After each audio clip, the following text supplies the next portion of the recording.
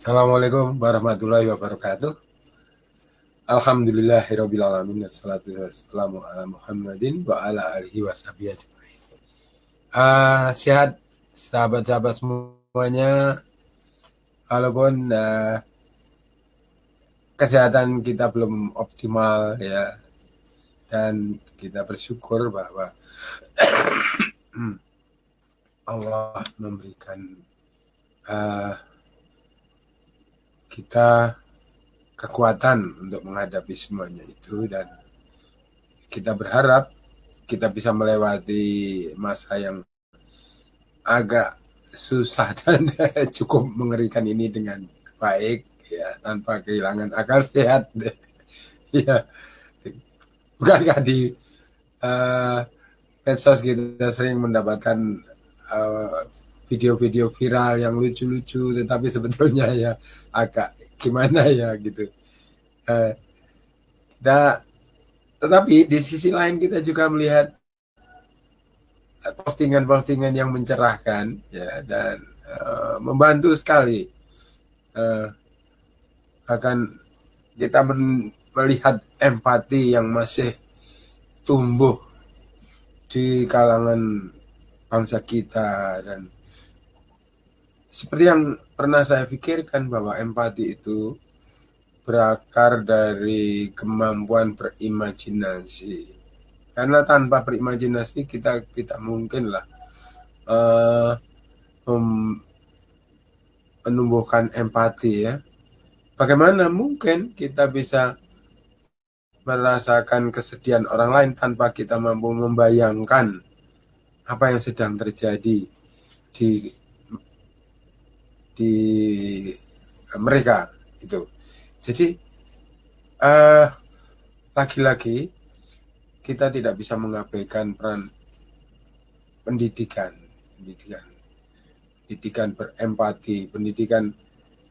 berempati yang disalurkan lewat berbagai kegiatan, entah itu bermain ya.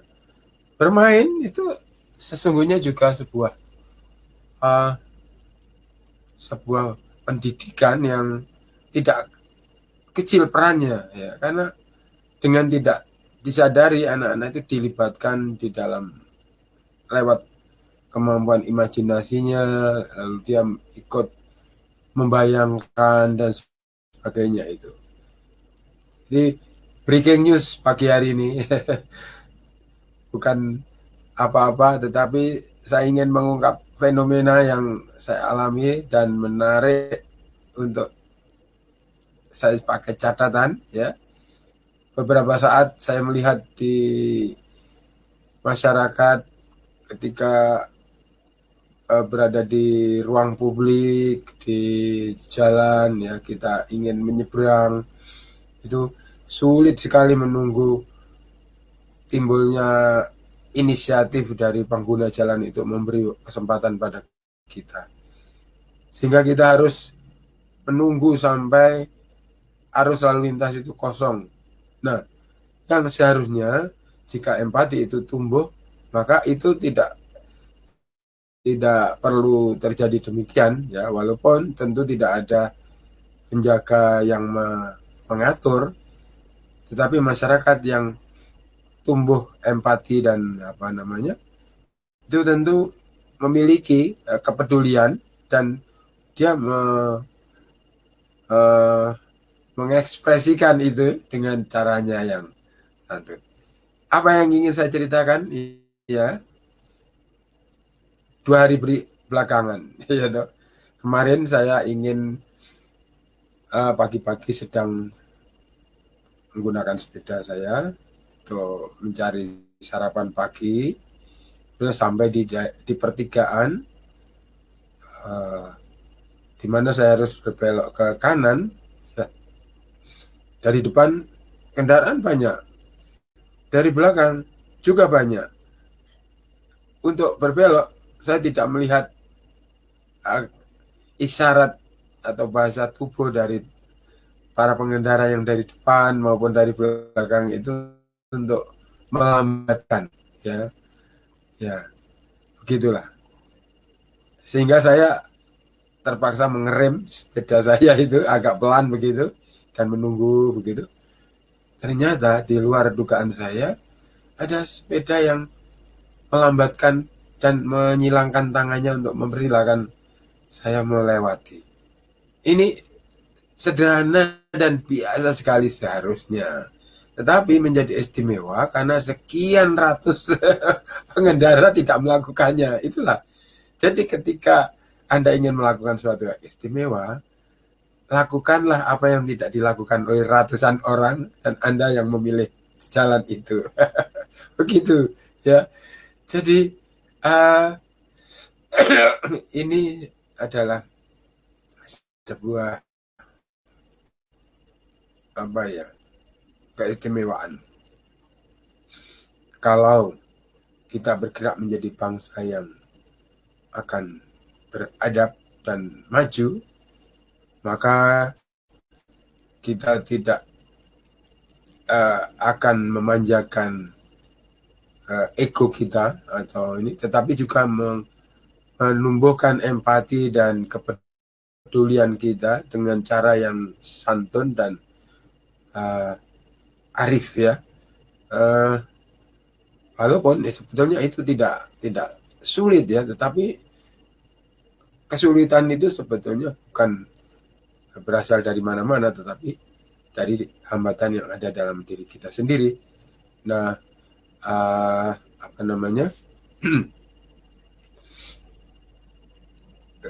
berapa setiap pagi lalu lintas begitu deras, begitu saling berebut, begitu saling menyalip ya, sehingga kesan kita melihat jalan yang seperti itu sangat ya kadang-kadang agak mengerikan seperti itu ya. Nah, ya ini kemajuan teknologi juga karena kendaraan kita sekarang semua sudah dilengkapi dengan kecepatan pacu yang tinggi, kemudahan dan sebagainya, dan itu membuat kita merasa bahwa itu adalah hal yang harus dioptimalkan. Walaupun sebetulnya kita memiliki pilihan yang lain untuk menggunakannya dengan santai. Jadi percepatan itu mengarah pada ketergesaan dan ketergesaan itu sebetulnya masih bisa dipertanyakan.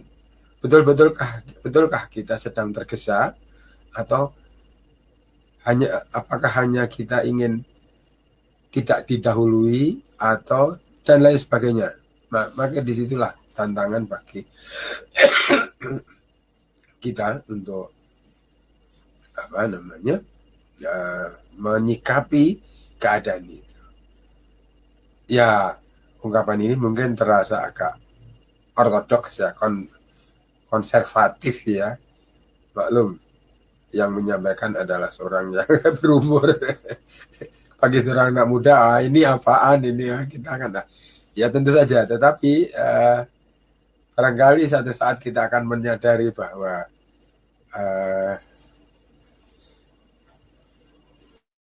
hal-hal yang tidak perlu tergesa-gesa ya harus kita lakukan dengan bijaksana.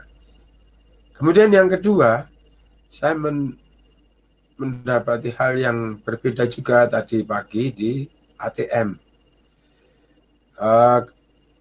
Setiap saya ke ATM yang menjadi bagian dari sebuah minimarket gitu, saya menandai bahwa jika ada orang yang masuk ke minimarket itu dengan tergesa-gesa, pasti sasarannya bukan belanja.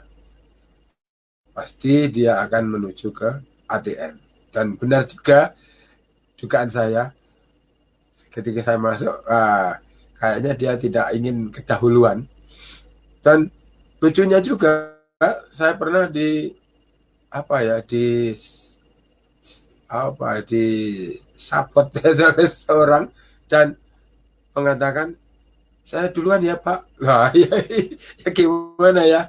Ya oke lah, terpaksanya begitu ya. Tetapi apakah itu santun apa tidak ya terserah ya. Kalau kita ikhlas ya nggak apa-apa lah. Tetapi saya pikir setiap orang punya hak yang sama untuk menggunakan fasilitas itu sesuai dengan ininya, urutan-urutan yang sudah dia lakukan gitu, sehingga tidak elok lah mengambil kesempatan orang lain untuk itu. Nah, apa yang terjadi waktu itu? Saya sedang menunggu antrian di depan ATM itu. Saya agak minggir ke dekat rak jualan itu. Kemudian saya menunggu.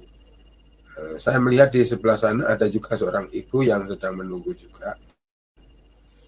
Ketika pengguna satunya itu selesai menggunakan, saya melihat ke ibu itu, monggo, saya bilang begitu. Oh, Bapak duluan aja. Oh, nah ini satu hal yang lain lagi. Yang lain lagi yang saya temukan bahwa tidak asumsi saya bahwa perilaku masyarakat itu makin merosot dengan berupaya serba cepat serba dahulu itu ternyata tidak sepenuhnya demikian. Kita masih bisa melihat celah-celah di mana empati, kepedulian itu masih tumbuh di masyarakat kita. Terlebih di tengah pandemi. Di tengah pandemi seperti ini, saya kemarin mendengar cerita bahwa satu komunitas yang satu kompleks yang isolasi mandiri, warga di sekitarnya itu melakukan satu koordinasi untuk membantu mengakomodasi kebutuhan dari tetangganya yang melakukan isolasi mandiri seperti itu. Jadi ini saya jadikan breaking news karena memang sepertinya kita perlu menggaungkan hal-hal yang bersifat seperti ini di dalam rangka meningkatkan kualitas karakter dari masyarakat kita untuk menjadi masyarakat yang lebih aware ya, lebih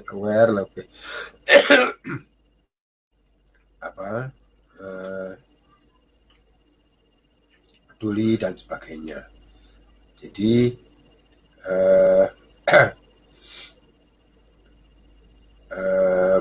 begitulah tema breaking news pagi hari ini di tengah suara yang agak parau, tapi alhamdulillah ada beberapa solusi yang kemarin saya lakukan. Pertama dengan probiotik dikirim oleh anak saya, alhamdulillah sangat membantu probiotik ya. Kemudian saya ke pasar membeli jahe 1 kilo murah sekali, 20.000 dapat 1 kilo, rimpangnya besar-besar. Wah, itu saya parut, saya campur dengan madu. Nah, cuman memang yang menjadi masalah kan nafsu makan itu ya apapun yang terjadi ya maka itu harus dipaksakan untuk terus makan. Lalu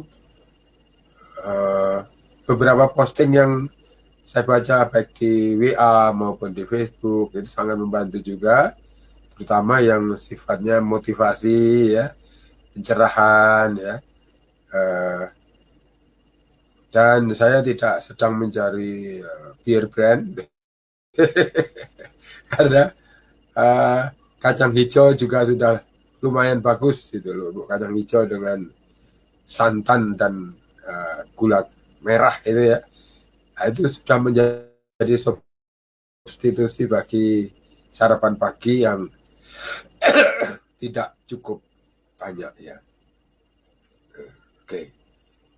Lalu selebihnya itu karena pikiran itu sangat berpengaruh pada semangat, maka inilah solusi yang saya temukan dengan cara membuat semacam broadcast apa namanya, sharing apa berita macam-macam, tapi tentu saja yang positif yang berikan manfaat bagi khalayak.